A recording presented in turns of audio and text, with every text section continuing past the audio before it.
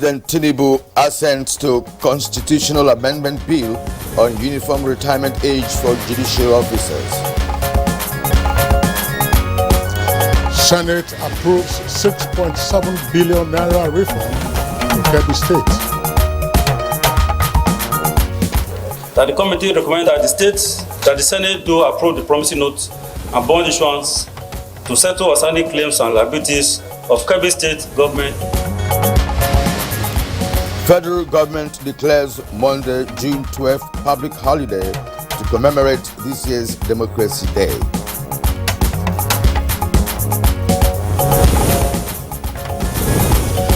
And Good Morning Nigeria today focuses on the 2023 Hajj.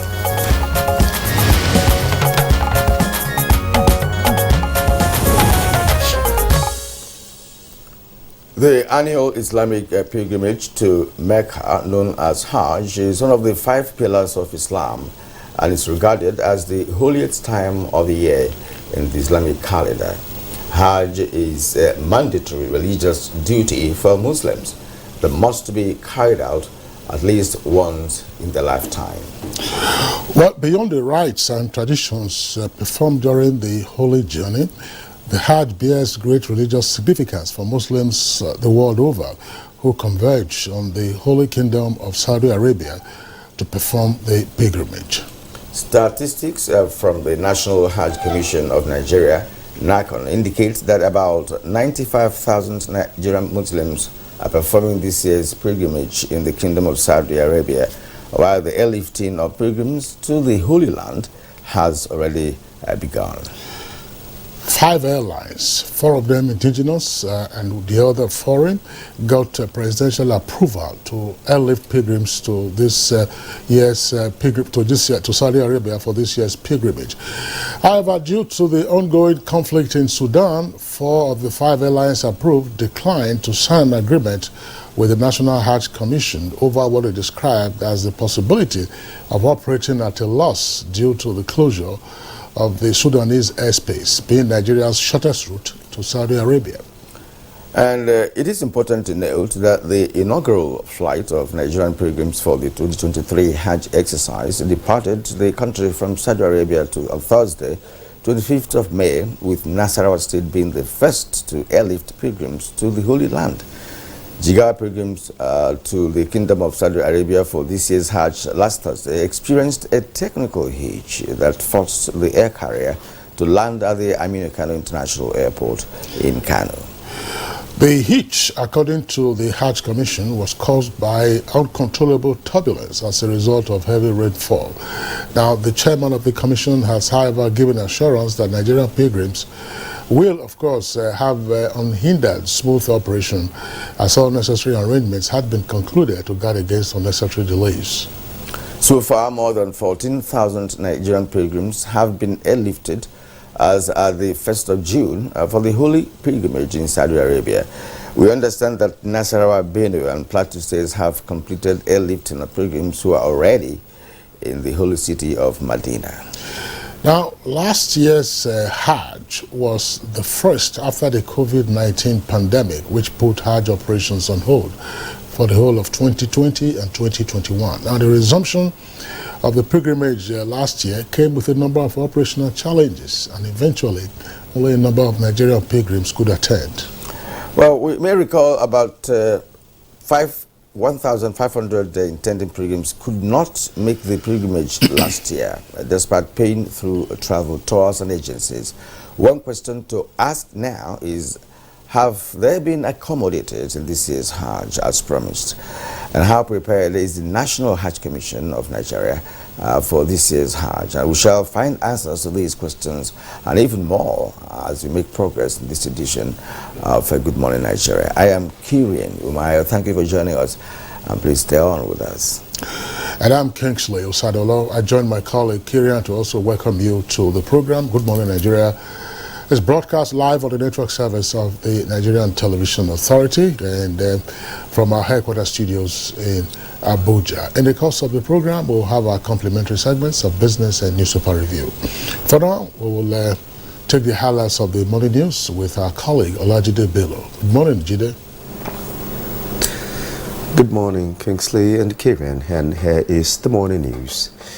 In exercising powers vested in him under the 1999 Constitution as amended, President Bola Tinubu on Thursday at the State House assented to a fresh amendment of the Constitution of the Federal Republic of Nigeria. President Tinubu signed into law the Constitution of the Federal Republic of Nigeria 1999 Fifth Alteration number 37 2023, presented by the outgoing 9th National Assembly, while with signing off the Constitutional Amendment Bill. Retirement age and pension rights of judicial officers have been effectively brought into uniformity and other related matters while signing the amendment bill into law. President Tinubu pledged his administration's dedication to strengthening the judiciary, ensuring the rule of law and empowering judicial officers to execute their responsibilities effectively. The state governors have started leveraging on the open door policy being demonstrated by President Bola Tinubu. It was the turn of some governors from the opposition party who visited the State House on Thursday.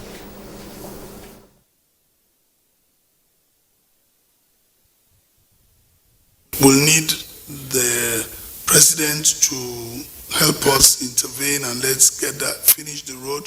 We talked about our Ibom Deep Sea Port. We will need the president to...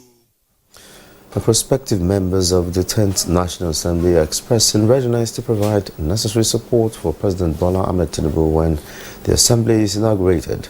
The assurance is part of the gains of a meeting the incoming lawmakers had with the President at the State House Conference Center, Abuja.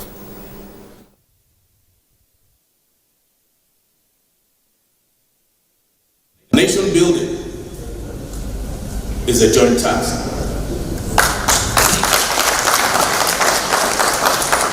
And it's that same motto that Mr. President is extending his hand of fellowship to all members.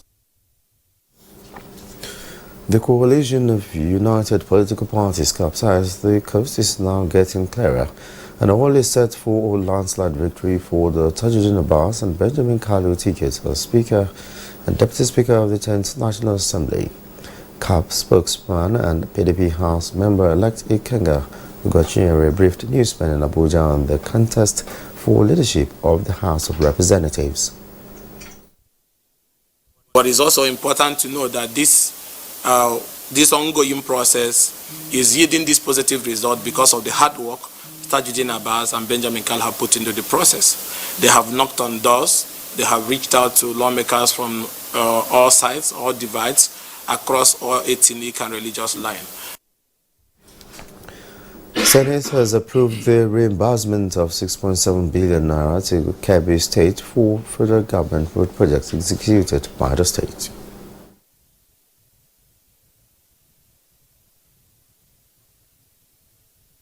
That the committee recommend that the Senate do approve the promissory note and bond issuance to settle outstanding claims and liabilities of Kebbi State government in the sum of 6,706,835,495 naira 12 kobo only. The Inspector General of Police, IGP Usman Alibaba, has applauded the National Assembly for the historic passage of the Police Pension Board Bill and the Nigeria Police Force Cadet Training School and Institution Establishment Bill. In a statement, the IGP described the passage of the two critical bills as a milestone achievement with positive impact that will redefine the act of policing the country, standardize the training capacity of the force, enhance police productivity, and address the recurring pension-related hardship. The IGP further stressed that the removal of the Nigeria Police Force from the contributory pension scheme, the establishment of the MPF Pension Board will be resourceful in addressing the plight of police retirees. The federal government has declared Monday, June 12, 2023 public holiday in commemoration of this year's Democracy Day celebration.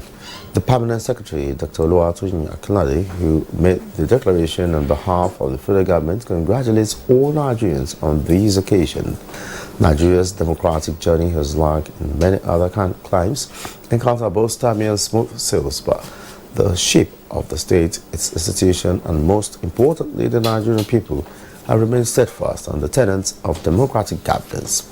On this memorable occasion, therefore, Nigerians and friends of Nigeria are invited to appreciate the progress that has been made, celebrate the milestones covered, and look forward to a better future for the country's democracy. The Permanent Secretary wishes all Nigerians a happy Democracy Day celebration. The Secretary to the Government of the Federation, George Akume, says the administration of President Bola Ahmed Tinubu will work for a more united Nigeria that will project the nation's diversity as a source of strength. Receiving a delegation of North Central Governors Forum led by its chairman, Governor Abdullahi Sule of Nasarawa State, on solidarity visit in his office, George Akume urged Nigerians to keep faith with the federal government to deliver the dividends of democracy across geopolitical zones. The delegation included governors of Plateau, Benue, Kogi, Kwara, and the Deputy Governor of Niger State. I feel very, very delighted. We believe and we feel, as the governors, we must come united from the North Central and continue to support our leaders. And that's the news for now. Good morning, Nigeria continues with Kingsley and Kirian after this timer. Please don't go away. If you just joined us, this is Good Morning Nigeria on NTA Network Service. Now, let's go business. Nigeria loses $2.7 billion to beans exportation ban as farmers urge President Bola Tinubu to tackle insecurity for increased food production. Details with Aleka Banachi Aroa on Business News.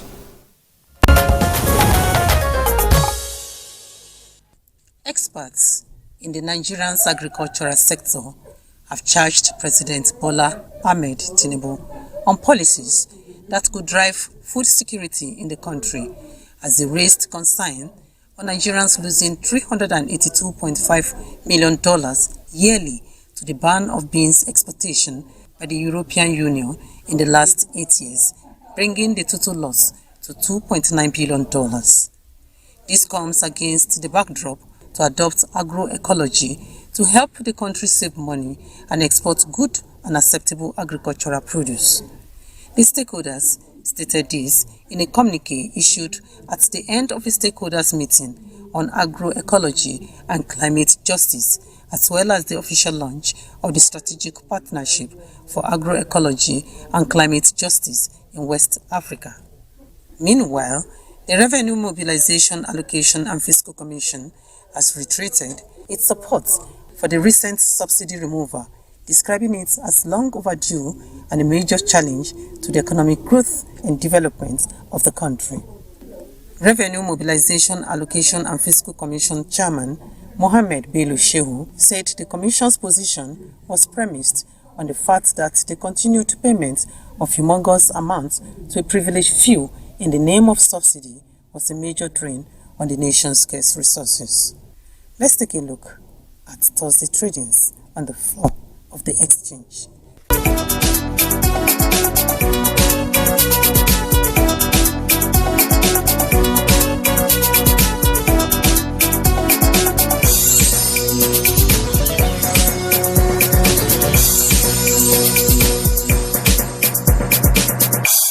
With business news, Alika Opanachi Arua.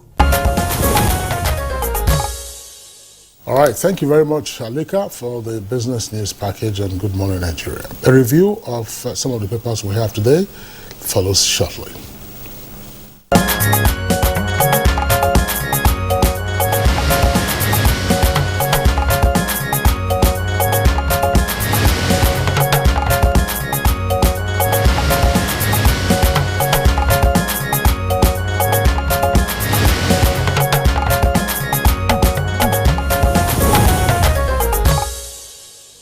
All right, and here we have our newspaper reviewer, Chukwudi Okoli-Obuaja, with us. Chukwudi, once again, welcome. Hello, Kieran. Good morning. Good morning, Kingsley. Right, good morning. How are you? I'm okay. And you? Pretty good, thank you. Yeah, let's get started with the New Telegraph newspaper. A bold flag subsidy.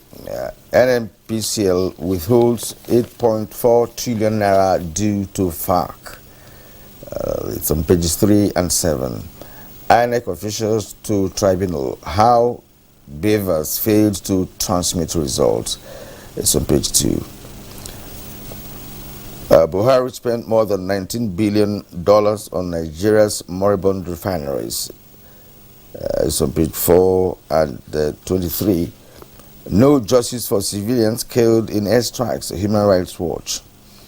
All right. Mba meets Tinubu, says Kanu's release will prove alliance with Ndibo. Police work most dangerous. Police work most dangerous. That's according to CP Hassan. Find all that on pages 2 and 6 of the New Telegraph. SDP to Akayedolu, avert constitutional crisis, hand over to your deputy. Says state can't function without acting governing head. That's on page 5. I met empty treasury, months of unpaid salaries, looted government house, as according to the Benue State Governor, the new Benue State Governor. It's on page 29. National Assembly raised like no other. That's the lead story on the New Telegraph. On June 12, we will spring surprise on House floors, says PDP. And also says it working with other opposition parties. Tinubu meets G5 governors behind closed doors at Presidential Villa. Urges lawmakers to put Nigeria first. You get all the stories on pages 2, 3, 4, 9, and 10 of the New Telegraph. Now, call El-Rufai to order. Kaduna Catholic priests tell Tinubu and Sani as on page 3. Federal government declares Monday, June 12, public holiday. It's on page 3. Kinsley. Okay, we equally have the leadership newspaper, and below the nameplate, following headlines. Obi, that's Peter Obi, seeks tribunal's nod to question INEC on ICT experts. Gunmen kill Catholic priest in Edo. And trending, Canada excludes Nigeria from list of visa-free countries. 50% Nigerian professionals eye overseas jobs. 10th National Assembly leadership, that's Tikika. Tinubu sticks with Akpabio and Abbas, lobbies lawmakers. Says it's about Nigeria project. Accuses Goje, Alero, and Wamako of stalling progress. Yari, Kalu, Jimo Ibrahim, Wase, and Betara absent. Again, opposition will spring surprises on Tuesday, PDP boasts. 45,000 Nigerians may miss Hajj over visa hitches. Dar Communications founder Dopesi for burial, June 22nd. Transactions suffer as federal government restricts MDA's accounts. Telecom sector contributes 2.5 trillion naira to Nigeria's GDP. Kano demolition. Police arraign 106 suspects for theft and break-in. Chukwudi. Thank you, Kingsley. I am playing up the declaration of June 12, that's Monday, as public holiday. Gentlemen, naturally, we would want to go beyond symbolism. We all know the antecedents of June 12.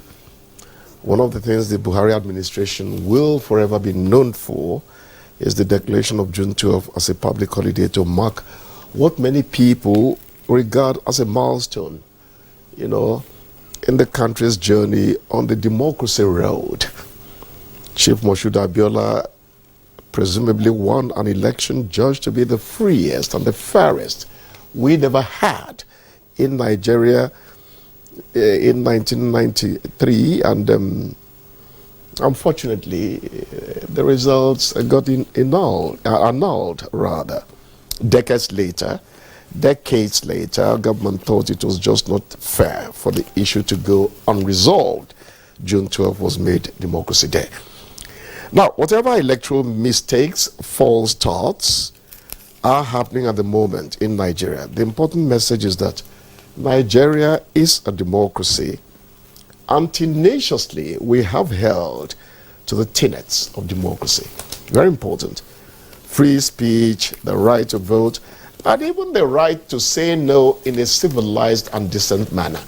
These are hallmarks of democracy that any society would cherish, on and on and on. And I say, Nigerians, congratulations. It's not June 12 yet, but the fact that we have decided to follow democracy is highly commendable.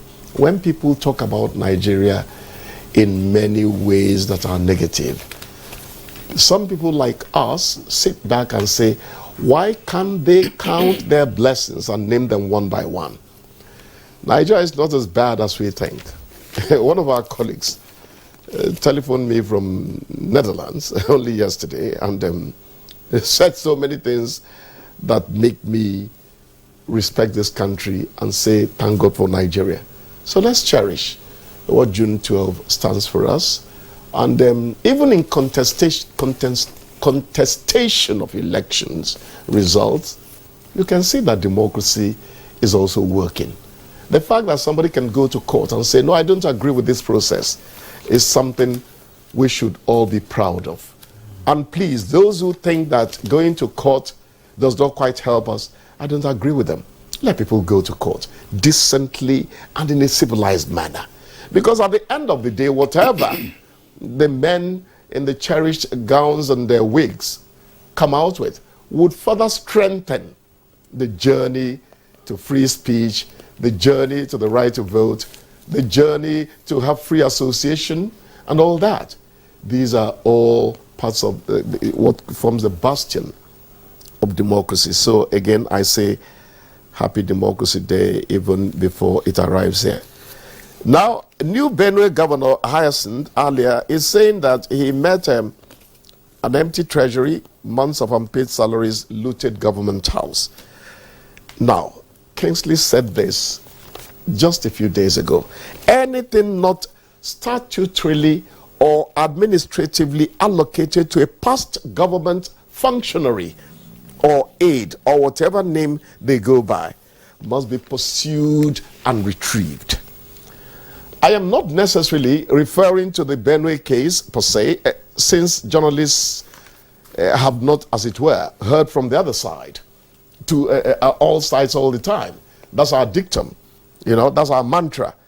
But the seeming tendency to leave government prostrate should not be allowed to develop into impunity. That is by those who are vacating, government and governance. It shall not be anyone's share of the national cake. We should not allow it to become that. Many think that that cake has been unfairly wounded and injured too much anyway. That is so-called national cake. But gentlemen, when are we going to begin to rightly feel that certain issues are abominable, should be untouchable, should be regarded as unthinkable, and therefore ultimately undoable and not done? Why do we still hear of cases of pilfering at the end of a tenure? Pilfering is pilfering. It has no euphemism. That's my opinion. It's actually become a tradition, since the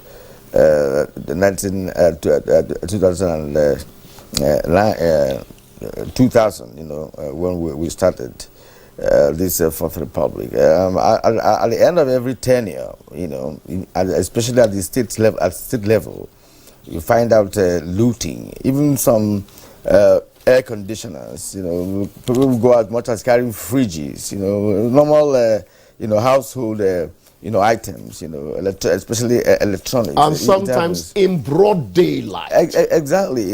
Someone will tell you that he equipped the office, so I'm living with what I bought. And so on. So it's a tradition, but that's not correct. It's not good to do such. And again, some even carry cars, up to 4 or 5 cars. Just one person, these official cars, you don't have to go with. And they were all properly registered, but somehow they get them converted for personal use. So some official cars even have multiple registrations, so you could put any plate number that he wants to use at any point in time.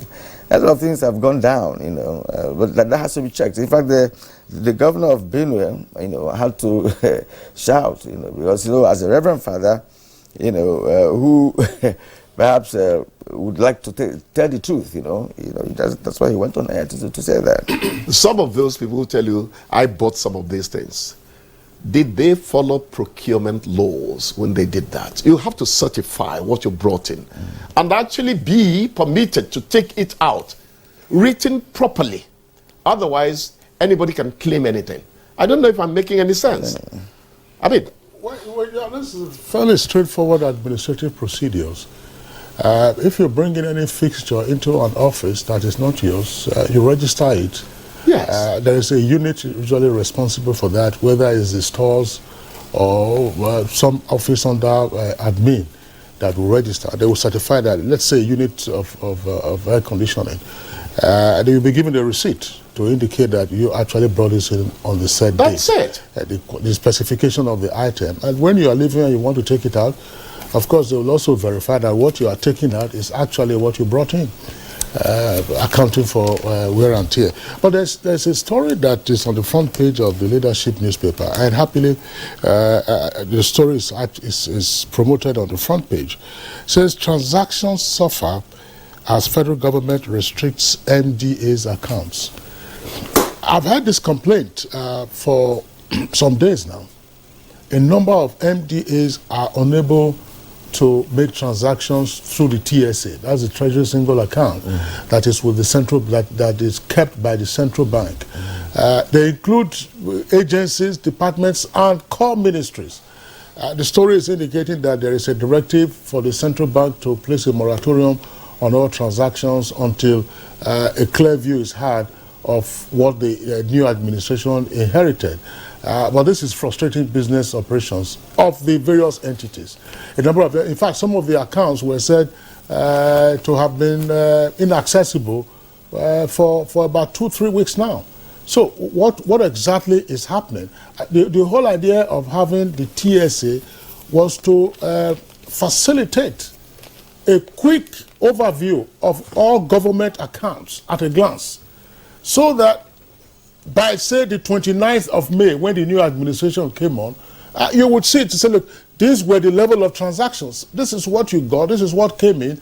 And after May 29th, this is what has gone out. If what went out was unauthorized, then there will be grounds for pursuing it. But to say that all accounts have, if you freeze all accounts, you're looking at how many ministries do you have, how many MDAs, DAs, that will be departments and agencies. They are in their hundreds. And if you did that, you're going to create a backlog, you're going to create a squeeze for suppliers, for contractors, consultants, and so on and so forth, even for ordinary transactions. What it then means is that even some of the revenue-generating agencies will now decline to pay money into their TSAs. Is the story which is attributed, or is it somebody's investigation? It's not attributed to any person. I'm telling you that I'm also aware of it. Okay. I've heard, ask around those who are either directors or deputy directors or accounts officers in MDAs. I've heard the stories for some time now. And this story, it's on page 20. Yes. What is not clear is whose directive is it. But the story is claiming that, they say they are waiting for the new ministers to come so that they will have. Ministers are not the chief accounting officers of their ministries. They are permanent secretaries. And if you're going to have ministers as it were now, the list of nominees cannot get to the National Assembly, to the Senate, earlier than the 13th of June, when they will be having their first sitting after the June 12 holidays. And then the screening process will take another 1 week or two. So you're going to have a month without transactions on government accounts. It will be tough. I think to say whether it is effective, that is completely true. Not just one or two, all. I think that government is a continuum, but I understand the reason for the temporal, stoppage, because the new government is in place. Perhaps I want to find some checks and balances and what have you to determine, the direction the new administration is taking. It shouldn't take so long to do that because it's affecting even the economic well-being, of Nigerians, especially contractors and people who are into different transactions with not just the ministries, but the agencies under the ministries. Some ministries have up to 20 agencies, 15 agencies under them, and these are agencies where Nigerians are working and where people are also doing business. So it's going to say. Okay, we have run out of time, but let me quickly say this: there are certain aspects of life in governance that should not be halted because there is some kind of a break, transition, so to speak. They are things that have been bureaucratically laid out. In mature democracies, these things don't happen. You have your procurement laws. Inflow and outflow have their pattern scheduled how they should happen. They just go on. They don't have to stop. So it means that our growth is stunted somewhere. Something is not happening the way it should happen. Knowing that? It's huge approvals that may not happen. It's a system problem. It's a system issue. It's systemic, and you can't just one day change it overnight. It's become attitude. So on this note, we conclude this segment. Newspaper review. I'd like to appreciate Chukwudi once more for being here. You're going to return again on Monday, hopefully, for another edition of Newspaper Review. Thank you, Chukwudi. We pray we stay in one piece. Exactly. Thank you so much. You're watching Good Morning Nigeria, and we thank you for staying with us up to this moment. All right, and you're still watching Good Morning Nigeria. As a prompt for our conversation, which is on the 2023 Hajj, here is a background report put together by our correspondent Ekene Ndulwe.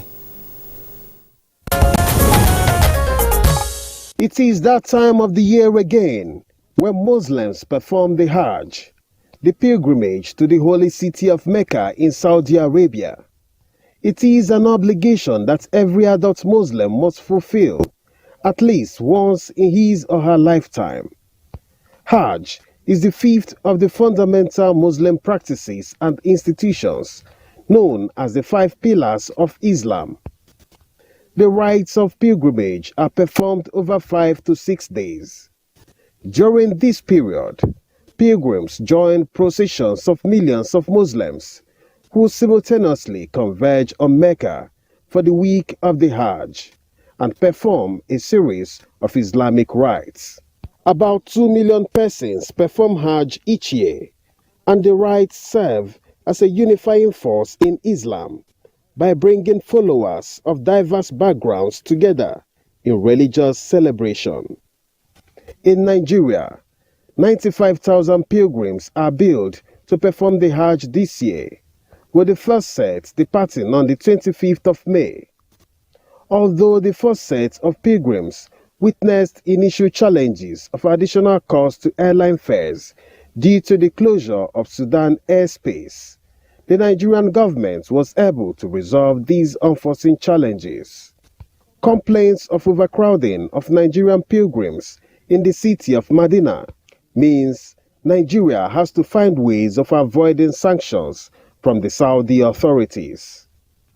As at 8 June 2023, the National Hajj Commission of Nigeria introduced a new policy on accommodation in Medina, directing the pilgrims to spend only 5 days in Medina and move to Mecca after visiting the Prophet's Mosque and other holy places in the second holy city.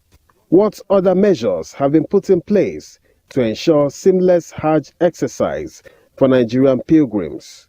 On this episode of Good Morning Nigeria, guests shall be speaking on issues around the 2023 Hajj exercise. All right, thank you very much, Ekene Ndulwe, for that backgrounder. We have guests here with us in the studio, and we'll also be joined via Zoom by another guest from Saudi Arabia. Here with us, would like to welcome Abdullahi Magaji Hardawa, who is the Commissioner of Operations and Licensing at the National Hajj Commission of Nigeria, NACOM. Alhaji Abdullahi, we're glad to have you this morning. Thank you. I'm pleased to be with you. Also here with us in the studios is Hajia Fatima Sanda Usara, Assistant Director, Public Affairs of the Hajj Commission. Nice to be here.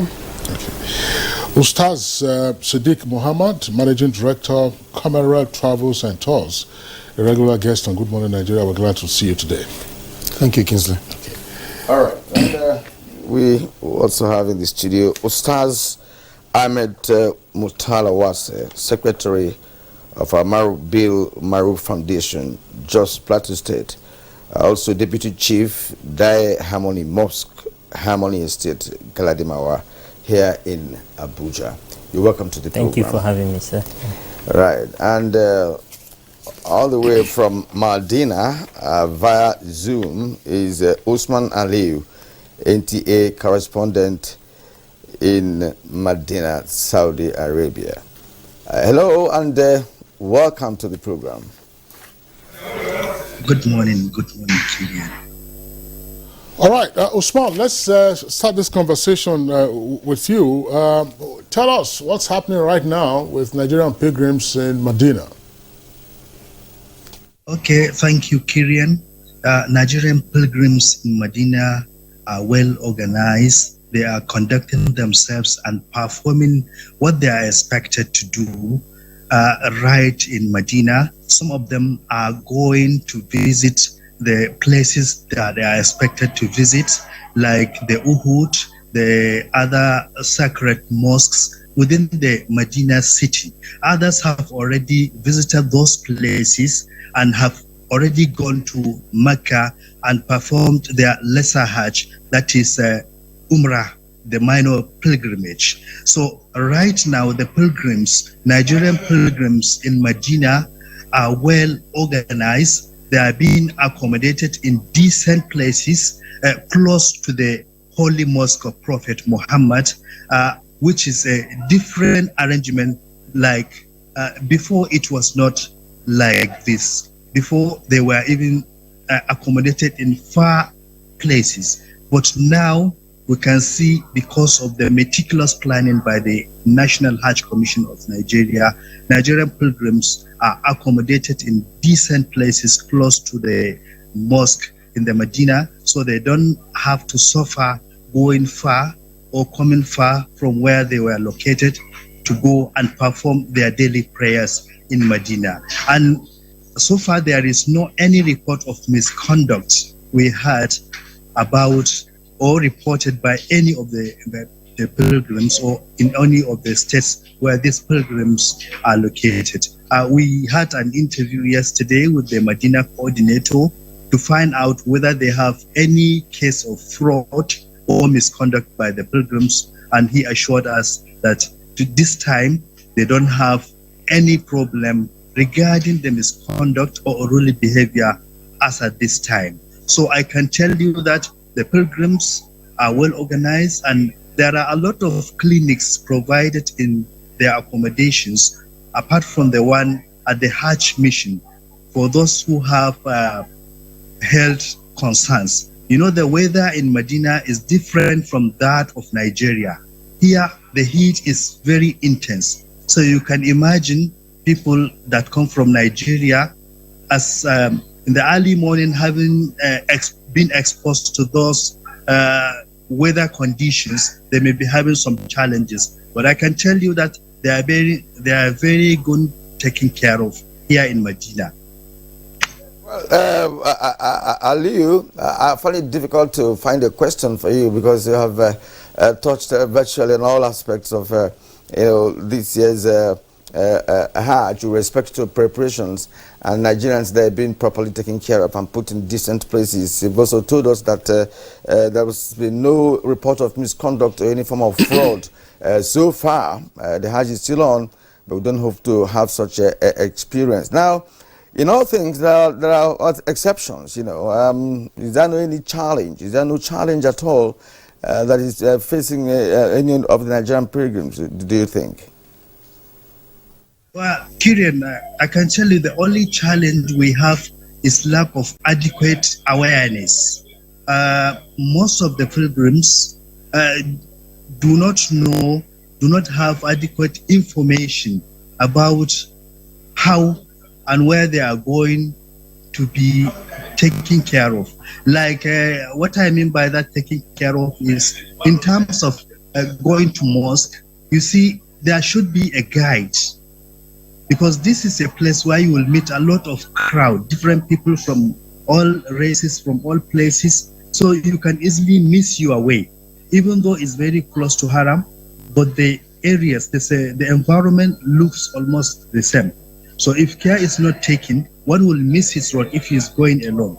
So there should be that kind of awareness for guidance of the pilgrims if they are going to the mosque, so that they cannot be missing their ways. Yesterday we found so many people, about 3 elderly people, they are wandering on the street. So we just have to talk to them and find out where they are, from the state they are, and locate their places and hand it over to the people that are supposed to take care of them. So the major issue is awareness of how I should be going to the mosque, where I should be coming. If there are guides from the state, they should be conducting these pilgrims so that they will not be wandering all over and missing their accommodation.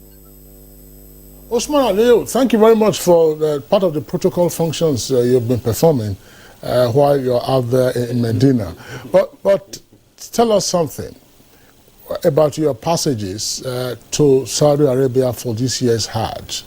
How smooth was it for you? Because we're a number of questions we're going to have to ask our guests here in the studios relating to visa procurement, relating to airlifting, and then arrival, as well as all the issues around the protocols of the pilgrims who are getting into Saudi Arabia.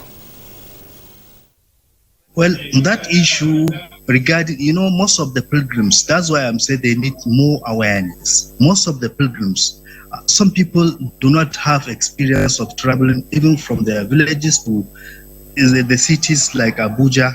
What of coming to this new land, a different country, a different environment. So they should be informed that these papers, the international traveling documents they are holding, should be with them at all times. But some of them misplace those particulars.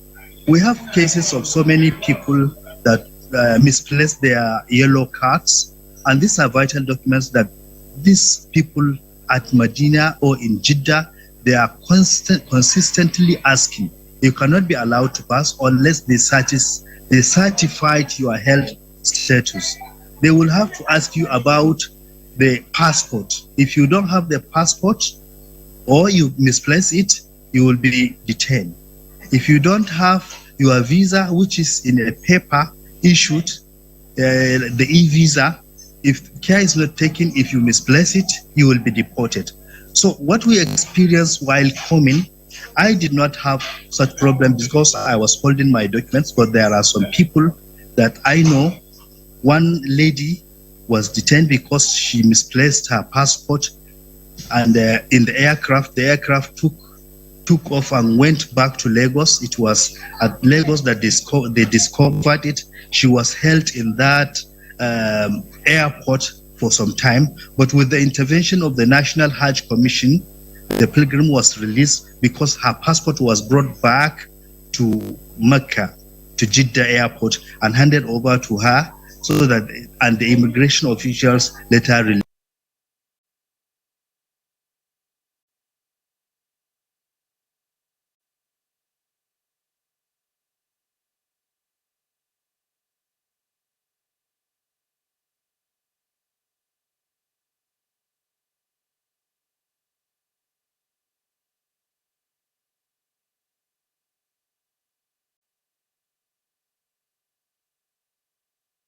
Correspondent in Medina, Saudi Arabia.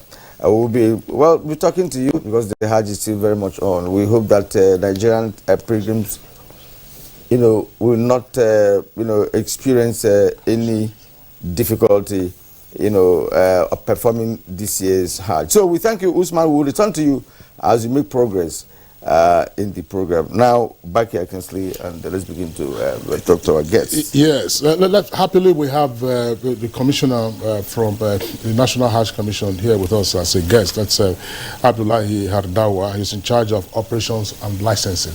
You just give our viewers a lowdown. How is Nigeria doing with the participation of her pilgrims in this year's Hajj? Well, alhamdulillah, Nigeria's participation in this year's Hajj has been smooth and is a product of a long-term planning. You see, whenever you carry out an activity without adequate planning, you are bound to face a lot of challenges. Some may be surmountable, some may not be surmountable. But alhamdulillah, taking into consideration the lessons we learned from last year's operation, we felt that we need to do a lot of homework to usher in this year's Hajj activities. And that would required us to start making preparations right in Saudi Arabia immediately after last year's Hajj. We had a lot of contacts with major stakeholders there. We interacted with them. We got adequate information that we would require to prepare for this Hajj. Unlike what we had last year, there was paucity of information. Critical information were never available to us until when we found it intolerable to take ourselves to Saudi Arabia, started asking questions. And by the time we returned, it was just barely 2 weeks before the commencement of the airlift. So we had very, very limited time to effectively plan for a smooth operation. So we started making consultation with those critical agencies in Saudi Arabia. We interfaced with them. We took into consideration innovations they are introducing to guide the conduct of this year's Hajj. When we came back to Nigeria, we took all this into consideration. We mapped out our strategies.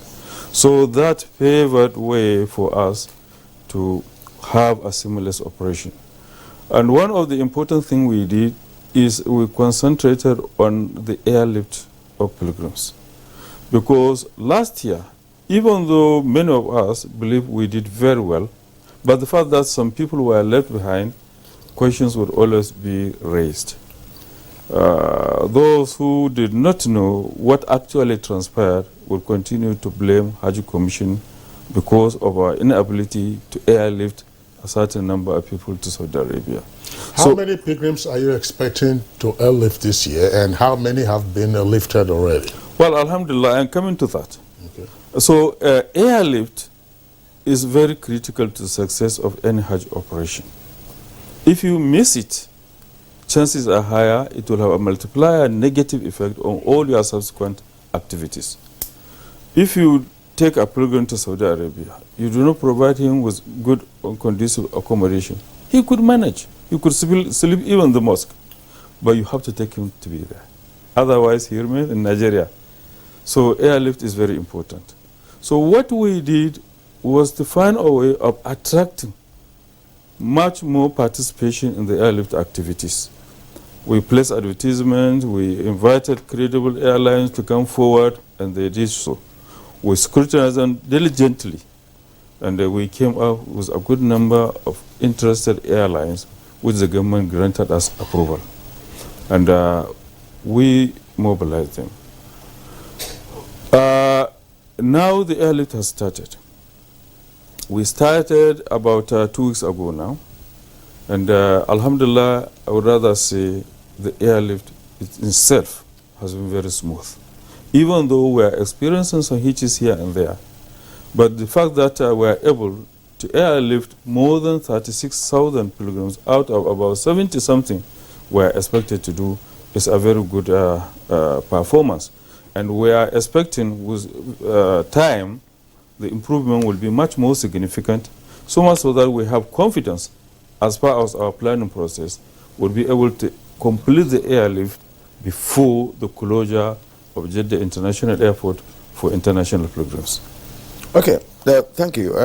Aja Fatima Sanda Usara, you are the Assistant Director Public Affairs, the National Hajj Commission of Nigeria. And we've just listened to NTA correspondent in Medina, Usman Ali, talking about awareness creation, especially for pilgrims, who may not have been there for the first time. For instance, he said, look, some persons who have lived in the village for a very long time, that have never been to a city before, and finds him or herself in a very well-developed environment, right, needs to be guided one way or another. And we expect that, of course, Hajj Commission should have that into consideration. Now, what has happened in the area of sensitization for this year's pilgrims to Mecca?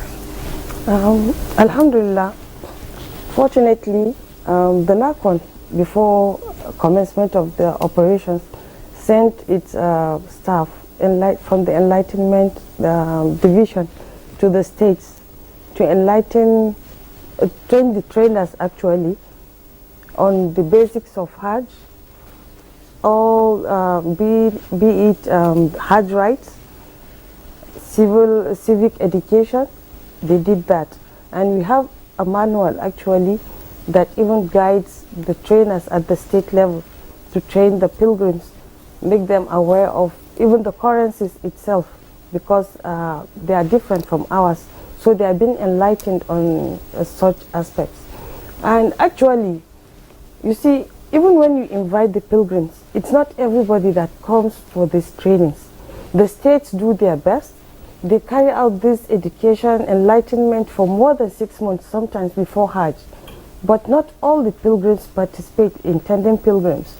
And where you have like 75 or so thousand, even 95,000 pilgrims that slots for a country like Nigeria, you find that not everybody out of this 95,000 honor this invitation to attend the enlightenment programs. And he mentioned old people from the villages. You see, actually, we even encourage that old people be accompanied by younger ones. Don't just send your mother for Hajj. Accompany her, or find a younger person, an uncle, a brother that will accompany her, because definitely they are two different environments. And NACON encourages this. And for the missing documents, actually that's why even Saudi Arabia and NACON itself collects their travel documents while in Saudi Arabia to avoid missing documents. But for this unfortunate person that even dropped her own in Nigeria, that's something else. Okay. All right, thank you, Hajj. She actually left it on the plane on arrival in Germany, and the plane came back with the passport to Lagos. But happily, she was able to get it. But let's bring in now Ustaz Abubakar Siddiq.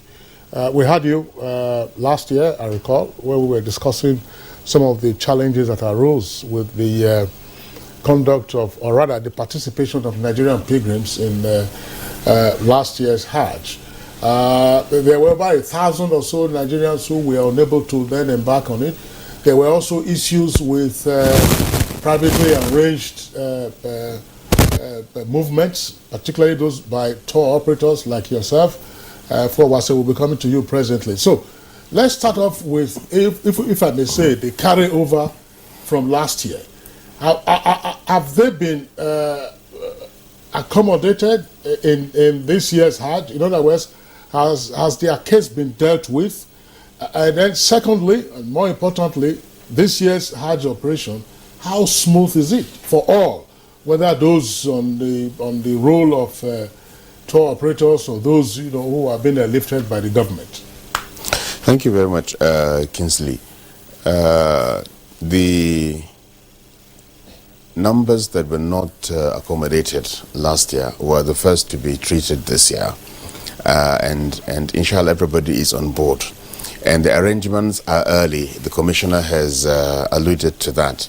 NACON is up and doing as far as the arrangements are concerned, and the major problem we had last year was the payment into the IBAN, and quite a significant number of that has been done. Some of the tour operators have got credit into their IBAN, and they can proceed with the other processes, which include getting all accommodation in both Makkah and Medina and other logistics within Saudi itself, and then issuing the visa. It's so seamless that the visas are issued by us. We are like the issuing authority now. We can issue our visas from the comfort of our offices. That is really important. So we have done that. Now, one thing that I want us to put in view is that this year's Hajj, the Commission has responded the way it has by early arrangements and engagement with the Saudi authorities. This year's Hajj 2023 is like no other Hajj, because when Corona came, there was no Hajj. After Corona, it was like testing the waters. Very significant number of pilgrims participated within Saudi. Another year, the number dwindled to the not the normal number of pilgrims that you have on. It was a manageable number still. 2023 is full house. All numbers of pilgrims given to every country is complete. And the Saudi authorities have their own ways of adding other numbers to that according to privileges or permissions that their Royal Highnesses can grant to any group, to any individual, to any head of government, and so on. So it's going to be Hajj like no other Hajj. These issues of people missing their ways and so on, really trainings before Hajj, induction courses and so on, cannot answer some of the issues that somebody would find as a pilgrim in Saudi Arabia. The hotels do something, and we are grateful to the Hajj Commission when our pilgrims, as he has said, Usman Aliyu, are within the Markazia area, that is the central area. We are no longer in faraway places, we are within. So these are established places that they have their addresses on cards at the reception. Whoever leaves the reception takes a card and puts it in his pocket. In case you miss your way, by mere showing the card to anybody, he can direct you to where you would go. And Hajj has said, when you say people come for a training, in all classes, state pilgrims, tour operators, everybody, somebody thinks that, what is it I don't know about Hajj? I don't need to come. It's not about what Hajj is. There are new things that would happen that very year that you need to know. There are movements you need to know. Now you have train, you have flights from Medina to Mecca. It was not like that. So one has to be within the training area to be able to avoid surprises during the operation. Okay. As a matter of fact, there's no doubt that Hajj operation is one of the world's most complex and well-organized human activities, I must say, because when I watch it on TV and see how the movement of people come from over 100 countries or thereabout, I begin to wonder how all these have been arranged, seamlessly and stuff like that. So I give kudos to all of you, both local and international organizers, but then locally speaking too, allocation of Hajj seats to states is also another, matter. Given the fact that, of course, we talked about backlog or something, and now everybody wants to, come on board. Let's bring you in, Ustaz Ahmed Mutalawase. How do you consider the allocation of Hajj seats to different states of Nigeria? Well, Alhamdulillah, that is a one very important question to look at. Nigeria, when you look at it from the participation of the Muslim in Hajj pilgrimage, it's diverse. We have the people from the northern part of the country. The majority of the state in the northern part of the country would love to have the 95,000 slots allocated to the whole country. And when you go to the southern part of the country, like the eastern part of Nigeria, you have fewer participants from that aspect. When you look at the demography, religious demography, and the southwest as well. So states in the north would love to have more slots if possible. So even the division of the slots from the Hajj operations and licensing. Excuse me. There are some reports regarding the slow remittance of fees for visas, and therefore the delayed takeoff of some of the pilgrims. A case in point, we understand that of pilgrims out of the FCT. What is it that is really at issue? And for pilgrims, already Ustaz Siddiq has told us that for tour operators, the virtual visa issuing offices that they have. But for the generality of pilgrims, what is the issue with the remittance of their fees for them to procure their visas, and in particular for those who are supposed to be on a pilgrimage from the FCT? Well, this issue of issuance of visas, delayed and remittance of money from the state and all this all goes back to issue of planning. We have been used to fire brigade approach in conducting Hajj and other activities related to Hajj organization. This cannot take us. We have to start it on the right footing.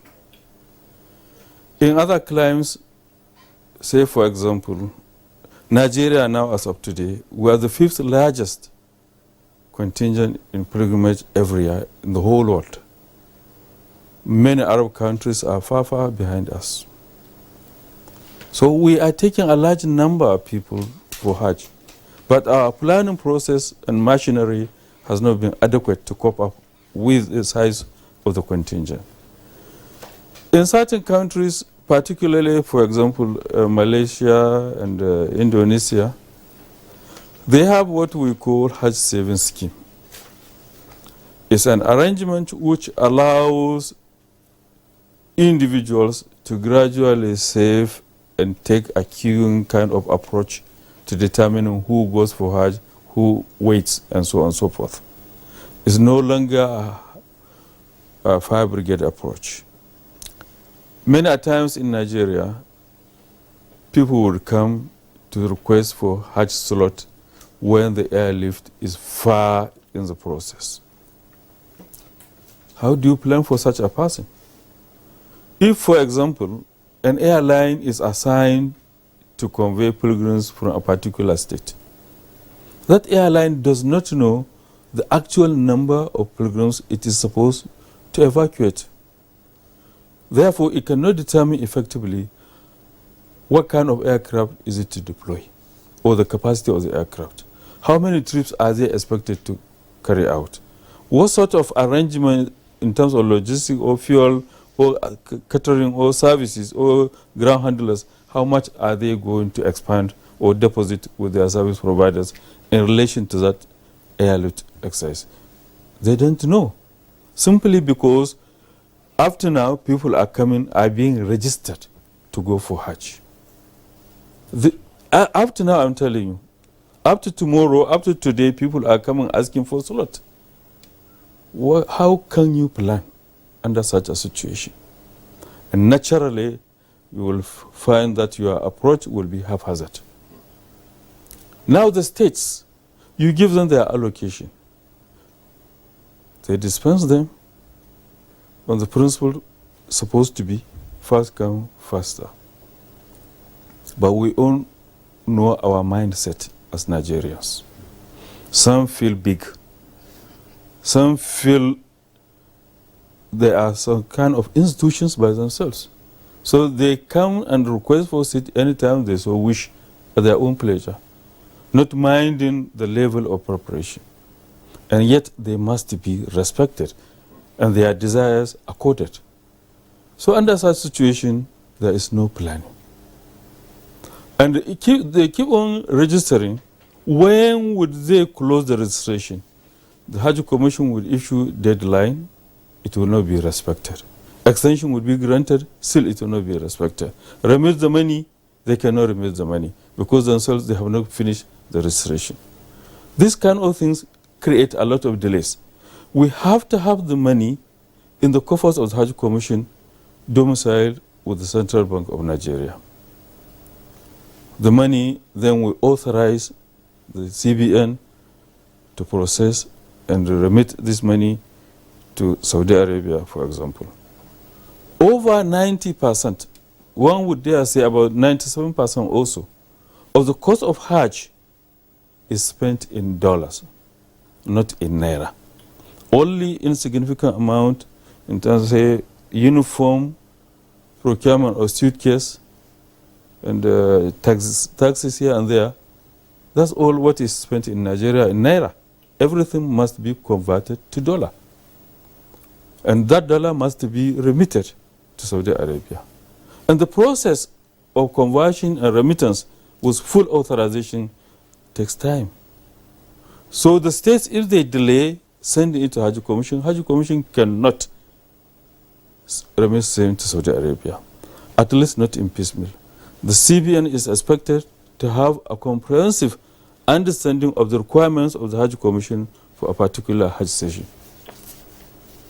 If you don't know the number of the pilgrims at a particular time, what submission could you make to CBN? Certainly it's a big challenge. So it takes time to process all this. As long as we are not closing the registration on time, as long as remittance are not on time, Monday will not be given in time, processes will not commence in time, and therefore, obviously, remittance also would be significantly delayed. And so long as money is not remitted, then all other activities would be negatively impacted. Now you are talking about issuance of visa. The money must be in Saudi Arabia. Not only in Saudi Arabia, it must be in the individuals, say for example tour operators, in their individual international bank accounts numbers, IBAN account. The money must be there before they could access the visa. He told you they issued from their office, all right? But they have to have money enough to serve the purpose. They have to be effect the visa before the visa is issued.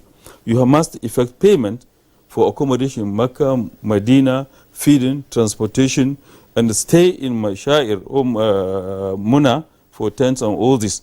All these payments are automatically deducted from your account before the visa is issued. So if there is delay in the process, certainly all other activities will reflect on all other subsequent activities. This is precisely what is happening. So the central issue is effective planning. You cannot plan unless we are disciplined enough, we accept realities. So through this Hajj saving scheme I'm talking, it inculcates first the culture of saving. It also gives Hajj administrators or officials to effectively plan. And all those who will partake in the process of administering Hajj will also key into the process. So it will be seamless. But when you are doing things haphazardly, you are always bound to have a lot of challenges. This is precisely what is happening as of now. All right. Yes, it's about chain reaction. You know, yes. When you delay, and the process will be disrupted along the line, and then it will begin to react. Yes. We understand that. And again, I mean, the challenge is being brought to bear now, because I know that it's not all uhuru in planning. Yes, because when you execute the operation, and perhaps we applaud you for doing well, we also know that.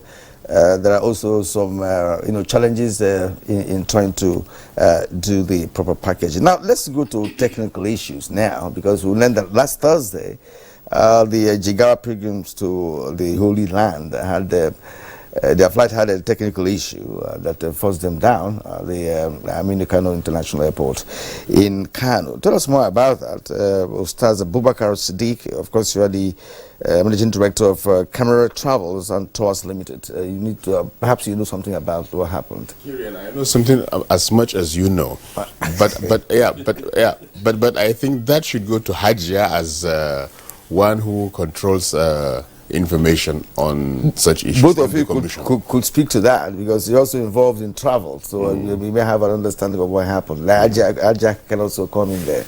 Or you want to start with Ajak? Okay. Yes. Actually, it was an unavoidable situation. Heavy rain disrupted one of the nose of the airplane or something like that. so it landed immediately in Aminu Kano International Airport. Subsequently, another flight was arranged for them, and mid-air, they had a kind of false alarm. Now the plane returned with the same Jigawa pilgrims. After like 2 hours, they returned to Kano, and after the engineers investigated everything, there was nothing. Actually, it was a false alarm. They got scared, and it's better to err in the side of caution. So they returned to Nigeria, but actually there was nothing. Right, yeah. What kind of alarm are you talking about? Because the pilot is in charge of the plane. It's a computerized system. Well, like we report any. Yes, yes. You see, technical emergencies could always arise in the process of this. There are things that you never envisage. They just come up and you have to contend with them. In aviation, safety is paramount. Security and safety and comfort are the three key issues in aviation industry. The Hajj Commission meticulously, with the support of relevant aviation agencies in Nigeria, such as NCAA, FAN, NAMA, NAMET, all these accident investigation bureau, we always partner with them in scrutinizing the submissions and the details and specifications of aircraft to be deployed. All these were diligently carried out. So we were satisfied that the aircraft they were deploying for the operation are fit to do the job. There was no any kind of concern. Yes, sir, so when they took off, the unexpected happened. Because it happened, they had to land in Kano. Then another flight, as she said, was arranged. After spending 2 hours, they discovered that the pilot discovered that some of his readings in his dashboard were not properly guiding him. And naturally, to be on the safe side, he cannot afford to jeopardize the life of the pilgrims. So he came back. Oh, yeah, great. All right. So when they investigated, they found that, yes, everything was in order. And they flew back and they went safely. There was no problem. So as she said, it is better to waste the time to be on the safe side than to jeopardize the lives. That's clear. I mean, it's clearly stated. And I want Nigerians to understand that. That's why we asked you to do the explanation for them to understand what happened. But for me, you know, false alarm, you know, could lead to panic, as a matter of fact. But for the aviation people, they should understand better. Because when, you know, when they came back, they discovered there was no problem. They still got back in the same flight. That means it was a false alarm, as Hajia pointed out. But that also could lead to panic, if you ask me. Thanks. I think the explanation is fairly straightforward. Yes. Air return is not unusual on a flight. You have a flight path, you take off, and there are issues. The pilot says, look, I have to make a return.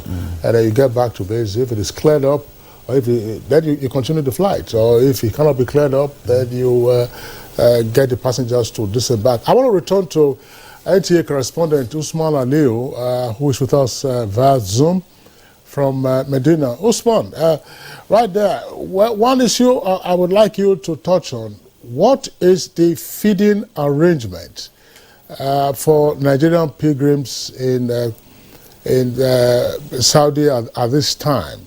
And who is preparing the meals, and where are the meals coming from?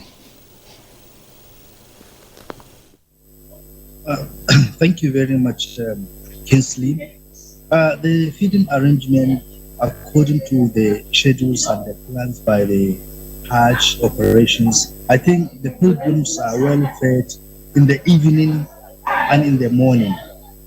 They are given breakfast and dinner.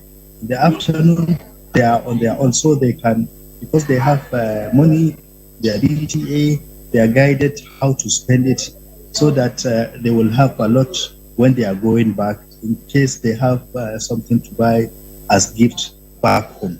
But I can tell you that the kind of food served for the pilgrims is the local food that they are used to.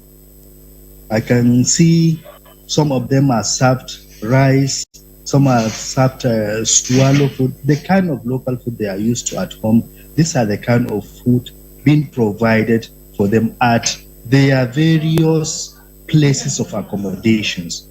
I checked yesterday and even day before yesterday, I've been going around to see how they are being served this food.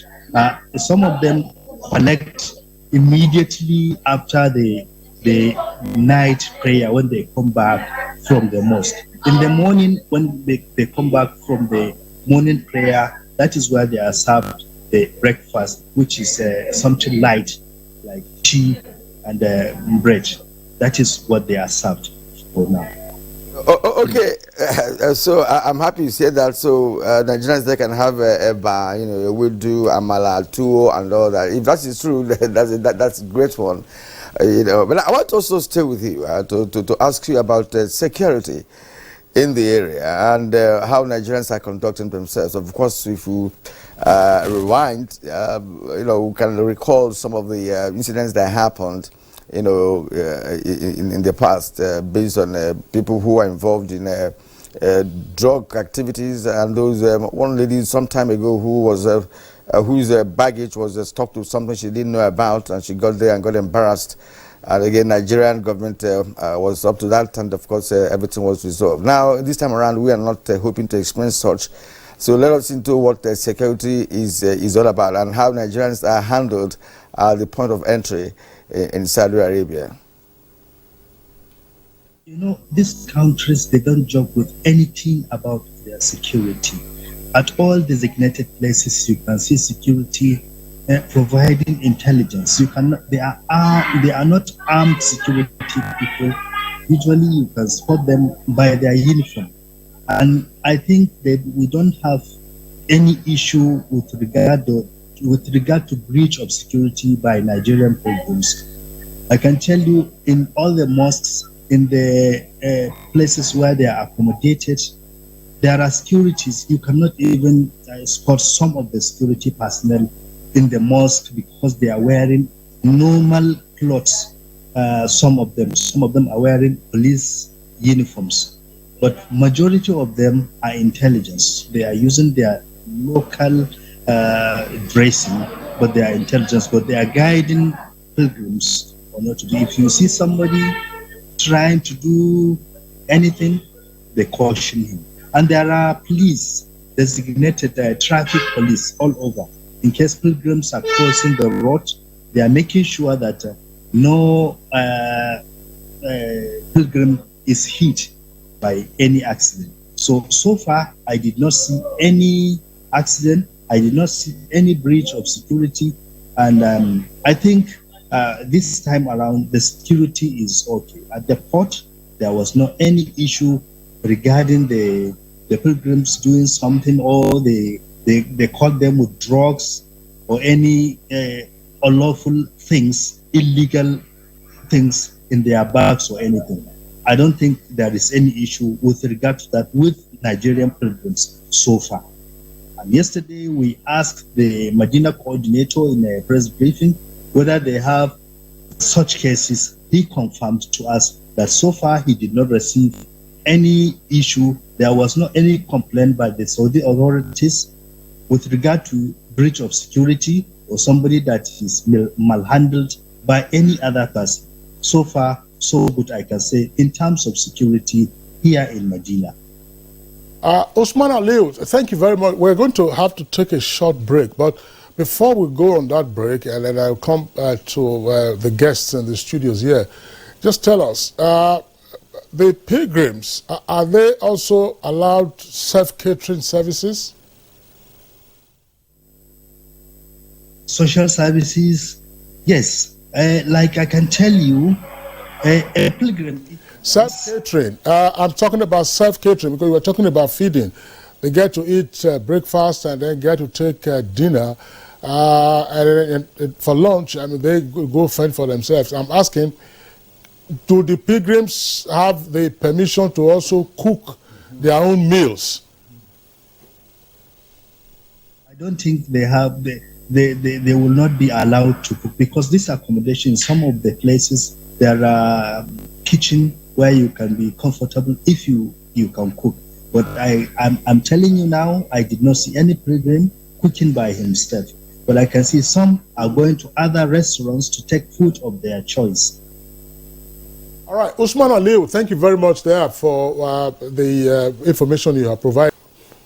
All right, you're welcome back, and it's still Good Morning Nigeria on the network service of the Nigerian Television Authority. Let's come back to our guests in the studios. My question is going to Ustaz Wasel. Wasel, well, again, we're back to the pet issue of the Hajj operation, religious right, but we know that there is also a very serious economic dimension to it, which we are not exploring. And those questions are popped to our correspondent, Usman Aliu. Were deliberate to bring out the aspect people are feeding, and Ustaz Siddiq has already indicated that 2023 Hajj operation is like none other that we have seen in the past 4 years, because it's a full complement that you are getting, which means that the economic implications will also be much higher. I want you to dimension this for our viewers and say, look, what is it that we can also begin to take advantage of in all of this? If people are eating, somebody's sourcing the food, somebody's sourcing the ingredients and the condiments. What's our contribution to that? Absolutely. Thank you for that, raising that important issue. I will first of all give a kudos to NACON. They have improved tremendously compared to what we experienced last year and the previous years, perhaps due to call by stakeholders on improving the operations and giving it the ease of doing business phase, so that business partners will come in and improve the Hajj operations. We can achieve higher efficiency doing that. Now, first of all, before you look at the business opportunities in Hajj operation and tap the maximum you can out of it, is to look at bilateral agreement between Nigerian government and the Saudi government. If you look at the history, it started in 1960 when Nigeria got its independence. The diplomatic relationships commenced then, and then the Hajj bilateral agreement on Hajj operation came in 1984. From that moment, in 2003, Nigerian government and the Saudi government came into a partnership to set up a joint commission to look into areas of investment, areas of tourism, which is the religious tourism. And Nigeria, like the commissioner mentioned, is the 5th in terms of participation in the Hajj operation. So Nigeria is a very important partner. So they came into that, and the Saudi government sponsored the first phase of the joint commission in 2013. Several economic and trade agreements were signed, MOUs, and it had been really very reluctant. There was no much push from the Nigerian government. Many countries around the world took advantage of that opportunity of setting up a joint commission with the Saudi government, and they really leveraged a lot from that. Lucky for Nigeria, in 2002, October last year, the second phase of the joint commission took place in Nigeria. It was hosted by Nigeria. The first phase was hosted by the Saudi government, and the second phase hosted by Nigeria. And the commissioner for Environment and Agriculture of the Saudi government, deputy minister for Saudi Ministry for Environment and Agriculture, led the Saudi delegation. And reaching here, the Minister for State Ministry of Foreign Affairs, Zubairu Dada, Ambassador Zubairu Dada, led the Nigerian delegation. And very interesting MOUs were deliberated, and we achieved a tremendous achievement. One of the most important one for me is the signing of MOU between the Federation of Chambers of Saudi and the Federation of Chambers of Nigeria, which is giving the private business community the opportunity to tap into the maximum economic opportunities we can take from Saudi government. That is where the issue of catering services could come in. Thank God for what the effort of NACON this year for giving our local caterings. They came in because I think they switched the service providers in Saudi government through the Muassasa, and they now decided to include our local caterers so that they can provide the local food. And we can hear from the representative of NTA in Saudi government, our pilgrims are already taking the local food. This is a kudo, a plus to knock on. We must appreciate them, and we encourage them to do more on that. Then when you look at other aspects, which I'm glad that the representative of Saudi government during the commission, the joint commission last year, is the Minister of Agric. And that was based on the opportunities of investment that we had on ground. There are 2 MOUs, unfortunately, we were unable to sign in 2002 due to some issues that need to, time and more stakeholders to be engaged to resolve, which is the MOU on investment as a whole and the MOU on multiple taxation. You know, the Saudi investors in Nigeria are having serious concern on that. I don't know if you're aware of the part of the joint commission on investment in the construction industry. The Zungeru Dam that is being constructed is part of our bilateral agreement with the Saudi government on the promotion of investment in energy. Saudi government, through the Saudi Investment Fund, invested in the Zungeru power plant, which is almost, I think, completed, and it will soon go into operation. These are very interesting areas that we need to, but from our own side, what economic opportunity should we look at as a country and tap into during the Hajj operation? If we look at the area of livestock business, Nigeria has a very huge potential. According to the Permanent Secretary of the Ministry of Agriculture, last year in August, when he commissioned the reproduction center in Benin, he said that Nigeria government has the potential to generate 33 trillion naira annually. That's Dr. Ernest. He said Nigeria has the potential to generate 33 trillion naira annually in the livestock business. And this is a very big opportunity. The annual production of Nigeria for poultry is about 78 million poultry. For sheep is about 45 million annually. Interesting. It relates to Hajj when you look at the amount of sheep and cattle that is slaughtered during the Hajj operation. Now that we have this opportunity of having a joint commission and issues on agri investment are given high priority, Nigerian stakeholders should look into this. And thank God there are some lapses with some partners of Saudi government, which is one area that we must pay attention to on risk management when our private investors come in to invest into this area. Australia used to be the largest exporter of livestock to Saudi Arabia. There is also Romania. Look at the distance of this country to Saudi Arabia. Look at Australia from the Antarctica region, exporting sheep to Saudi Arabia. Before 2003, when they had issues of vaccination, that the Australian government had to lose thousands of sheep. They took them to Saudi Arabia. Unfortunately, there was issue of vaccine. Saudi Arabia rejected it. Recently, in 2020, Sudan had a similar issue. They lost more than 3,000 sheep. So in the event that Nigeria look into this and is taking advantage of that, we should give stakeholders that deserve participation in this business model to come in and pay attention to this area, so that when your investors decide to go into the business, they should not record total loss at the first instance that they're engaging in the business.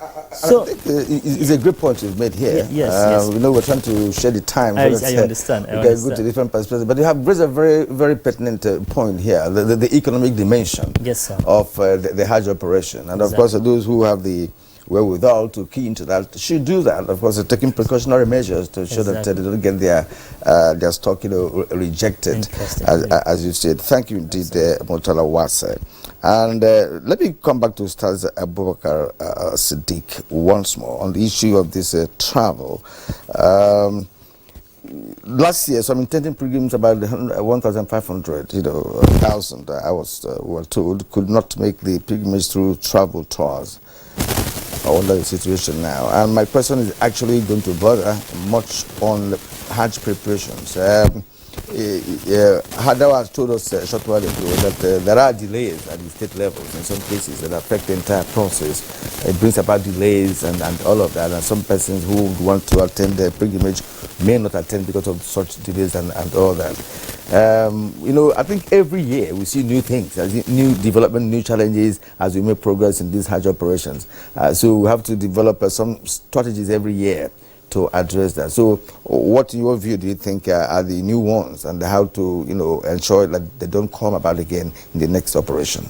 I think that has been addressed, especially with the issue of having money into the international account, the IBAN. And I said we have started seeing credit to that effect, and some of us have started the process. The ones that are waiting for the monies to come in, as soon as they do, would be able to do that. An aircraft is now designated for the tour operators, which is good, but some of us do not use such aircraft. We use the regular flights in spite of the distance and the stopover hours that pilgrims take for some reasons. And the absence of an airline in Nigeria also is causing a lot of problems now for the tour operators. Because you hardly can get a seat, as I'm talking to you now, for pilgrims to leave out of Nigeria to the Kingdom of Saudi Arabia. And whatever is making airlines to shy away from the Nigerian airspace, I think the authorities should look at that and to avoid any such problem. Really, we are facing a lot of issues as far as confirmation of seats are concerned now. And as the commissioner has rightly said, unless you travel to Saudi Arabia, you cannot do the Hajj. Any other thing comes after the airlift. So there is really a problem in that regard. If you permit me, I want to comment on two issues. Number one, the issue of security, as mentioned by Usman Aliyu. There is a thin thread between security in Saudi Arabia and security in Nigeria.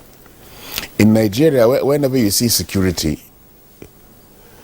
with all the things that we know about that, they are there to protect those in authority, to move the common man away from those in authority.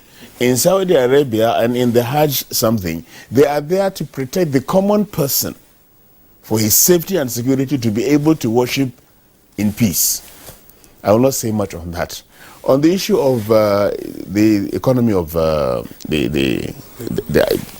pilgrimage, the issue of livestock and cattle is very important. If we can, as Nigerians, using all the treaties and agreements signed between the two governments, Nigerians can do a lot of business in the area of Hajj. Saudi 2030 is targeting 30 million pilgrims for the Umrah and 10 million pilgrims for the Hajj. So it's not a mean number, and really we should look at that. If you talk of ihram, the garb that the men folk use for the Hajj, what we do is we go there and buy. Every year, 96,000 pilgrims from Nigeria would go there and buy. Some of us use two pairs. You use one, when maybe after a day or two you change and put on another one. If every pilgrim will buy from Nigeria, the money is here. You're not taking the money to go and buy a ihram. Why can't companies in Nigeria produce quality ihram for the pilgrims? Sadiq, thank you very much. I would like the Hajj Commission officials to respond to this. We know, yes, preparing for Hajj is important, but earlier, Commissioner Hadawa, you were talking about the example of Hajj saving schemes in, say, Malaysia, something that we could learn from. But from the examples that have been cited about economic issues, are we paying attention, or should we begin to pay attention to those issues as being very important also for us? And therefore, I know that it's not strictly your economic responsibility, but at least to create pathways to those who might be interested and help leverage it. If the uniform that you need to wear or the outfit you need to wear, procure it in Nigeria if you may. And I think it was last year when we were discussing the economic dimension, there was a story in one of the papers that Somalia, that had been at war for many years, had exported goats for the Hajj operation worth over $400 million.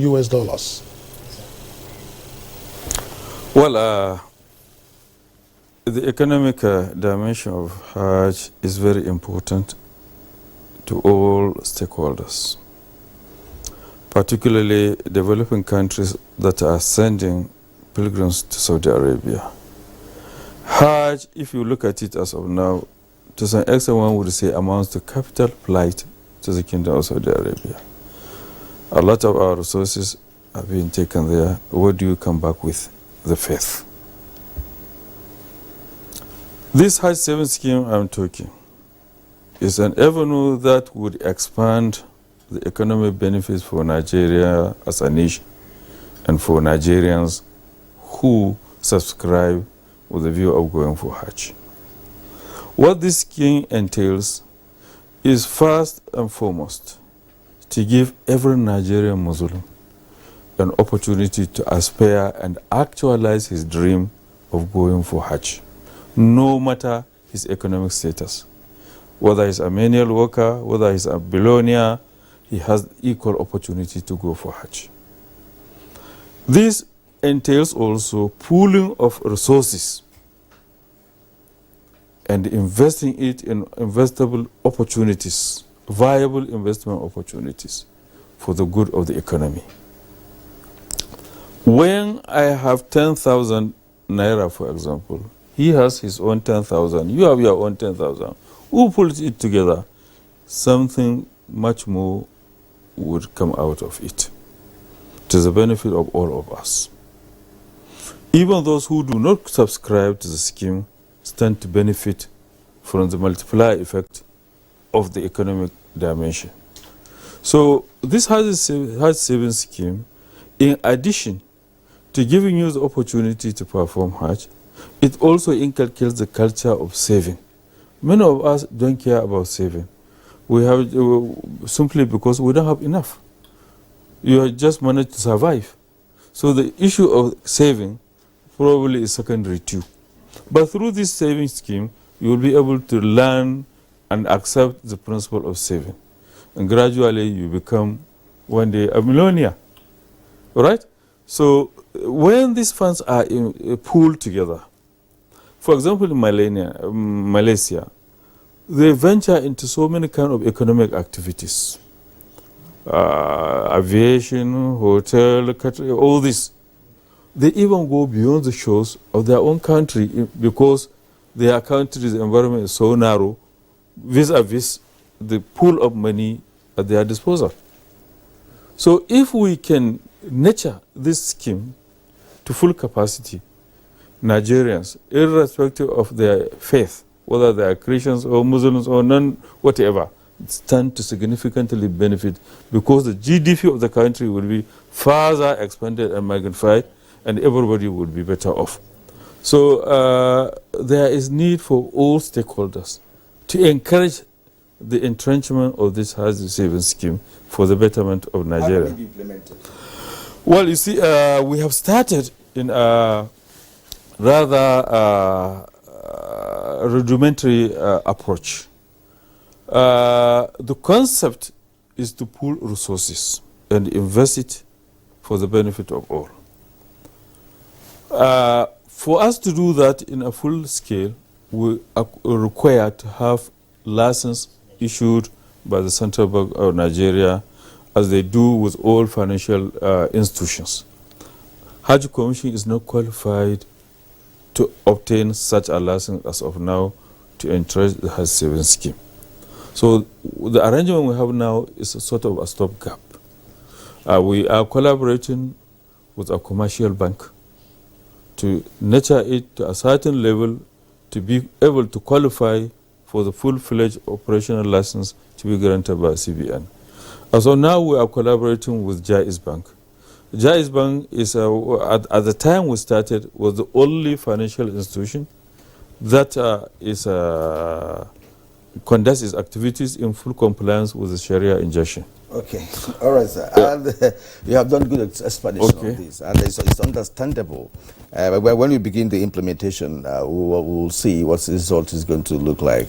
And on that note, I'd like to appreciate you this morning for coming here to educate Nigerians more on Hajj and Hajj operations. Abdullahi Magaji Hadawa, Commissioner Operations and Licensing, National Hajj Commission of Nigeria. We thank you again for being here. Hajia Fatima Sanda Usara, Assistant Director, Public Affairs, National Hajj Commission of Nigeria. It's been a pleasure hosting you this morning. And again, Ustaz Abubakar Siddiq Mohammed, Managing Director, Cameral Travels and Tours Limited. Thank you.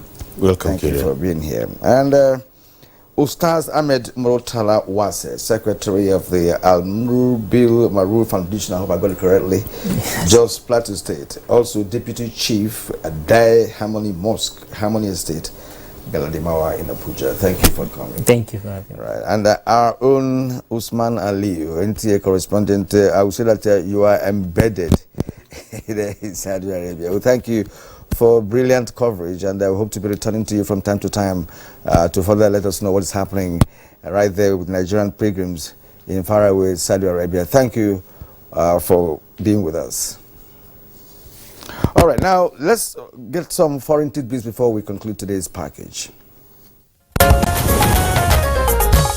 Ukraine and Russia accused each other of shelling rescuers and evacuees in the flood-hit Kherson region on Thursday, as Moscow said its forces fought off a Ukrainian offensive in another part of the front line. Emergency services were still racing to rescue people stranded by the flood-swollen waters of the Dnipro River, which have forced thousands to flee. The destruction of a major Russian-held dam on the river on Tuesday left 600 square kilometers of the region underwater. Ukrainian President Volodymyr Zelensky visited the area on Thursday after floods inundated dozens of villages and parts of the regional capital, Kherson. Shortly after the visit, Kiev said Russian strikes in the center of Kherson and the surrounding region killed one person and injured 18 more, including emergency services staff. Moscow installed authorities on the other bank of the Dnipro River, which is controlled by Russian forces, said 2 evacuees were killed by Ukrainian shelling. Meanwhile, smoke from Canadian wildfires shrouded U.S. cities in a noxious haze again on Thursday, delaying flights and disrupting outdoor events in what President Joe Biden called a stark reminder of climate change. Thick skies and an acrid campfire smell hung over the capital, Washington, with parts of the mid-Atlantic region reaching code maroon, the highest category of the air quality index, signaling hazardous conditions. These exceeded some of the most polluted cities in the world in South Asia and China, leading many residents to wear masks to protect their health. Though improving, conditions aren't expected to return to normal until the weekend. U.S. President Joe Biden added that he was sending extra resources to Canada, including additional firefighters and fire suppression assets. All right, that's it for us on Good Morning Nigeria for today and indeed for the week. We thank you for being with us. On Monday, we are back, same time, 7 o'clock in the morning. Remember, Monday is June 12th, Democracy Day, a holiday, but we are on air. Look after yourselves. I'm King. And I'm Nigerian. Umayo, thank you for watching and do have a great weekend.